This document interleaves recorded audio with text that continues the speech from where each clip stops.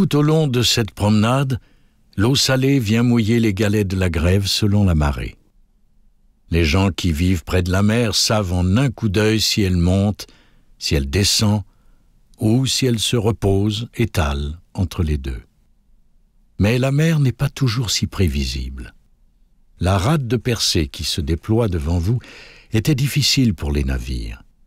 Ils devaient rester au large car il était périlleux d'y mouiller, même avec les ancres les plus lourdes. Dès que le temps était mauvais, les pêcheurs devaient haler leurs bateaux sur la berge et espérer que les vagues ne viennent pas les chercher jusque-là. Pendant longtemps, le transbordement des navires s'est fait à l'aide de barques qui allaient et venaient entre la grève et eux. Jusqu'à la construction du quai actuel, vers 1950, des voyageurs pouvaient même être transportés à bras d'hommes de la barque à la rive, souvent dans un grand éclat de rire. Mais dans ces années-là, le plus grand changement est l'apparition des bateaux conçus pour la pêche en haute mer, comme les chalutiers. Ces navires hauturiers, manœuvrés par 4 hommes, permettent d'aller chercher le poisson beaucoup plus loin et d'en prendre davantage.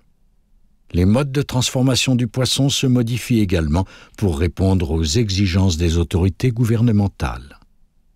En 1954, la compagnie Robin ouvre à Passepébiac une usine employant 60 personnes pour transformer le poisson rapporté par 6 chalutiers. L'époque de la neigère, de la saline et du chafaud semble soudain bien lointaine. Pourtant, même à cette ère de l'industrialisation, on relève que 80% des pêcheurs utilisent toujours leur équipement traditionnel. On peut donc encore voir à cette époque des barges partir à l'aube devant le rocher endormi.